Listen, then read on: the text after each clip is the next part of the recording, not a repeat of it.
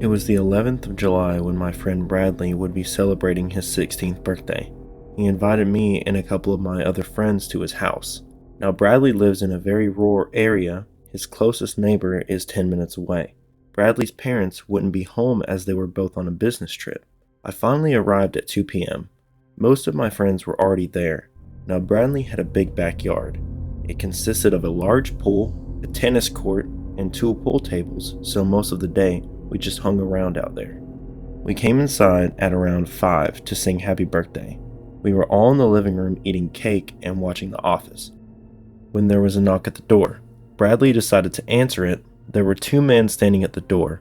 One of them said, "Hey, we work at the stock footage company and we were using a drone to get an overhead view of the local area, but I think a bird hit it and it crashed in your backyard. Could you go and get it for me?" Bradley said yes, and he called me over to help him find it. We eventually found the drone in the middle of the tennis court. We brought it back to the guys, but one of them had left. Bradley asked, "Where'd the other guy go?" He replied, "Went back to the van." We gave him the drone and he thanked us and walked off. We went back to the living room. My friend Sarah asked what happened. We explained everything. We even made jokes about how the guy sounded like Billy Butcher from The Boys. 11 p.m. rolls around and we were still up playing video games until we heard a strange sound coming from the backyard. Now, a lot of us were scared of what made that noise, thinking it was some intruder. Bradley said it was probably some raccoon, as raccoons do tend to mess around in his backyard at night, but we still wanted to make sure nobody was down there. Bradley kept refusing until I said I would not be sleeping here until we knew what was down there. "Bloody hell," Bradley muttered under his breath, so he grabbed a flashlight to go and check. We were searching near the pool tables until I noticed something. The door leading to the garage was open. I asked Bradley if he had opened it, and he said no.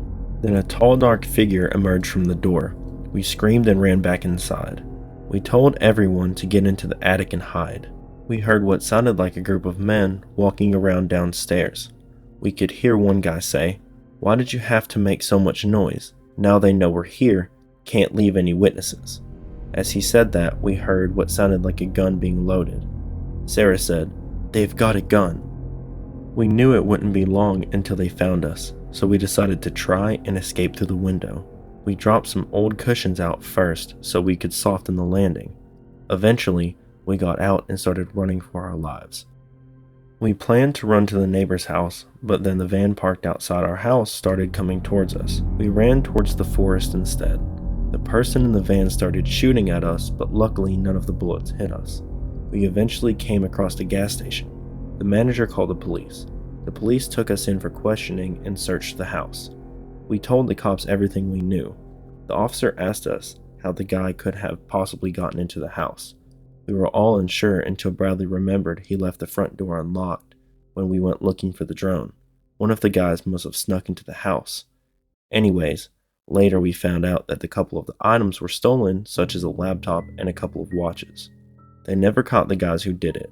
Bradley later moved houses, and while I haven't checked on him, I hope he is doing well.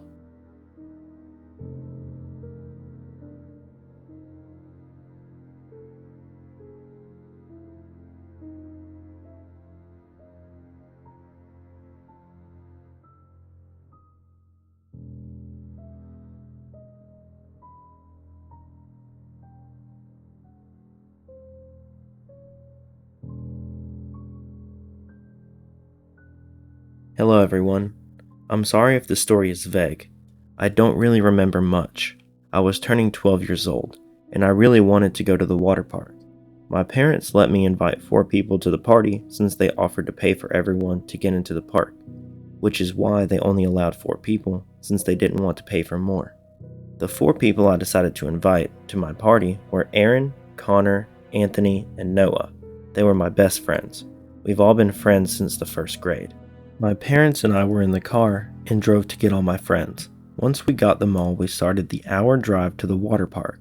When we arrived, I couldn't hold my excitement and ran off from my parents to get in the park as soon as possible. Little did I know, I had to wait at the entrance, since I forgot it cost money to get in. Once my parents caught up to me and my friends, they paid the fee and let us go have our fun, after applying lots of sunscreen though. Of course, me and my friends, being daredevils, we wanted to go to the biggest water slide the park had to offer first. While we were running there, this rather large man stopped us in our tracks, about halfway to the slide. He asked us if his kid could ride with us. The kid was a really skinny teenager who looked like he hadn't seen the sun in years. He was way older than us, maybe around 16. He had long brown hair, and so skinny you could see his ribcage without trying to see it. Not trying to be rude, I said, "Why not? Let's go, man." We arrived at the water slide and got on one of those big raft-like tubes that could fit 5+ people. I had the luxury of sitting next to the guy who shared his name on the ride in a very awkward way. He said, "Oh, yeah, I forgot to tell you my name. It's Logan," in a very shaky voice for some reason. The lifeguard pushed us through the slide and we went down. It was so fun. We were going so fast that I was caught up in my own excitement that I didn't even notice Logan for a few seconds. I finally looked at my friends to see if they were having fun, and I've never seen their smiles so wide in my life. I was so happy. I then look at Logan to see if he's having as much fun as the rest of us, and his face was so blank I couldn't even describe it. His eyes looked so fixated on something. It was me. He wasn't smiling, just giving me a death stare without looking angry. It really made me nervous and queasy. After the slide was over, I asked Logan why he was staring at me like that. Then out of nowhere, his dad came out from around the corner. He said, "Hey kid, me and Logan bought you a gift for your birthday. You'll love it. Follow me and I'll give it to you," he said in an excited tone. Me being young and I didn't realize what I was about to do would change my life. My friends asked to come, but Logan's dad said that it was just for me and nobody else. I was excited. I followed the man all the way out of the park into his car. He told me to wait by the truck while he gets something out of his front seat. I waited patiently and very excited. He then comes to the back of the car with a can of gasoline and a lighter. I knew what they both were, but I didn't know that the combo was deadly. He said, "Hold out your hands," while smiling so wide it looked painful. I held out my hands as he poured the gasoline into them. At this point, I was confused as hell. Why was this guy pouring gasoline into my hands? Why didn't he want my friends to come with us? I see Logan come out of the front seat of the car looking guilty. He walked up to his father, took something from him, and walked the other way. He then said, "All right, kid, are you ready?" I said yes, very excited.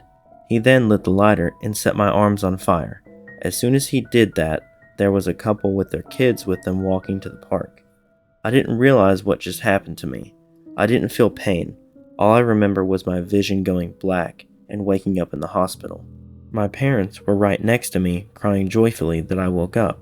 Nothing was explained to me until later on in my life. Apparently, my dad was a hard gambler and was at a casino gambling with the man who set me on fire. I was told my dad won the bet and the man lost everything. Filled with rage, he wanted to do something to hurt my dad, and that was where I came in. He figured if he killed me, it would hurt my dad. I don't hate my dad for it. How would he have known? But I do have permanent damage to my arms as of today, and I'm surprised I had the strength to type the story for everyone. Do not follow people you do not know. Trust me.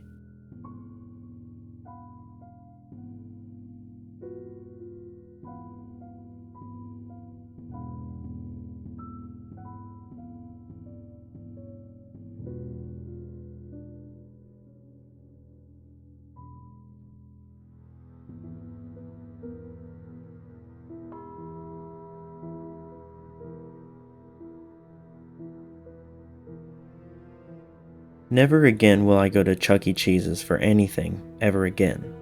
On my birthday, in 2016, I was turning 11, and for some odd reason, I begged my mom to go to Chuck E. Cheese's. She reluctantly agreed after trying to assure me there were better places and that Chuck E. Cheese's were not sanitary and the food tasted awful. I didn't listen to her though, and still begged. She finally caved and told me we could have my party. I was one of those kids who would go to school and hand out invitations to people I liked, like my friends or hallway crushes. The day finally arrived. I put on my coat and we began to drive to the restaurant. We got there and all my friends were waiting for me by the party tables. They all wished me a happy birthday and gave me presents, and we all started to eat the cake my mom bought for me. It was a chocolate Minecraft cake that looked like a dirt block from the game. While we were eating cake, I felt a light tap on my shoulder. I turned around and it was Chucky. It kind of scared me for a moment, but when I realized who it was, I got so happy. I gave him a hug and asked him if I could take a picture with him. He nodded his head and we took the picture. After we took the picture, I had to go use the bathroom very badly. My mom gave all the kids their tokens so they could all go play the games. I walked around the restaurant, but the bathrooms were closed. They had those slippery floor signs and caution tape around it, so I couldn't get in. I decided to go ask a worker if there was anywhere else I could use the bathroom. Then I found one worker. He was around, mid-40s, and worked at the ticket catcher stand. I asked if there were any more bathrooms here, and he said, "Yeah, kid, we got one more. It's down the hallway through those doors." He said it very enthusiastically for some reason, but me being stupid, I believed him and went through the doors.